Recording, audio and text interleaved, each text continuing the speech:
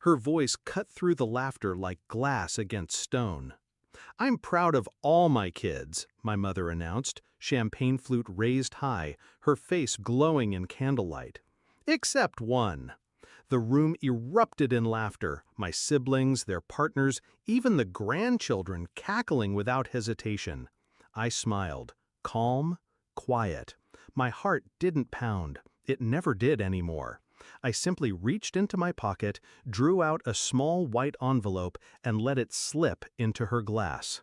The laughter choked. Bubbles carried the paper up through the golden liquid. She screamed when she saw what floated inside. I wasn't always this composed. There was a time when her words broke me. As a child, I worshipped her. I thought love could be earned with straight A's, with silence when she snapped, with carrying burdens that weren't mine. But no achievement mattered. She always found a way to remind me. I was the mistake. At first, I believed her. I thought maybe I was defective, unworthy. But the years sharpened me. I stopped pleading for scraps of affection. Instead, I started listening, watching, collecting. She liked to talk when drunk. She liked to boast when surrounded.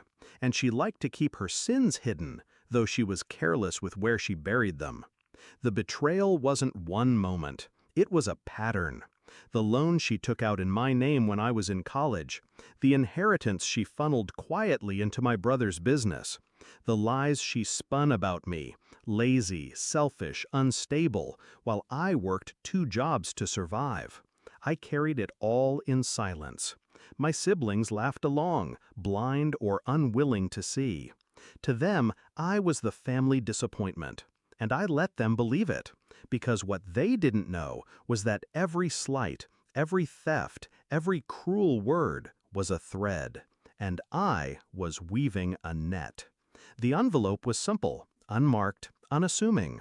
Inside, copies of the documents I had gathered over years, the forged loan application, the altered will from my grandmother's estate, bank transfers with her signature, dates that matched her trips and emergencies. Even the message she once drunkenly texted me by accident, "Don't worry, they'll never trace it back. He's too dumb to notice." I wasn't too dumb. I just knew patience was sharper than rage. That night, as the envelope slid into her glass, I didn't need to speak. The room spoke for me. Forks froze mid-air. My siblings leaned forward, curiosity souring into dread. My father's face drained pale.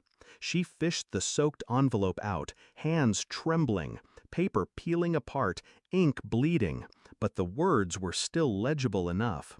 Her eyes flicked from the page to me, and for the first time in my life, she looked afraid of me. I had planned the timing carefully. Her birthday.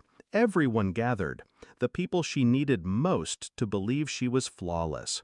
They read over her shoulder, gasps, denials, then silence. The kind of silence that feels like a coffin being nailed shut. My brother whispered, "Mom, is this real?" She stammered, her voice cracking. "It's not. These are lies. He made these up." But I had more. I reached into my jacket and laid a neat folder on the table. Dry copies, originals safe in a deposit box. Her signature sat on every page like a scar. She collapsed into her chair, muttering excuses no one believed. Did I enjoy it? The question lingered in my mind even as the scene unfolded, even as my siblings recoiled from her touch, even as my father refused to meet her eyes. Enjoyment wasn't the word. It was release. Years of swallowing humiliation finally exhaled. Justice, not joy. She left her own party in tears, makeup streaked, hair wild. The house fell into a stunned quiet when she was gone. No one laughed anymore, and I sat there, sipping my untouched champagne, watching the flames of the candles dance on the cake she'd never cut. The fallout came quickly. My siblings confronted her. My father moved money into his name. Whispers spread through the community, through extended family. Her reputation, something she had always valued more than love, shattered piece by piece. And she knew it was me. She came to my door weeks later, eyes swollen, begging, "Please, fix this. Tell them you lied." I didn't answer right away. I studied her the way she once studied me, searching for weakness. Finally, I leaned against the frame and said, calm as stone, "I didn't lie, Mom. You did. And the difference is, I brought proof." Then I closed the door. Slowly, softly, no slamming. Final. I don't regret it. People call it cruel. They say she's still my mother. Blood is blood.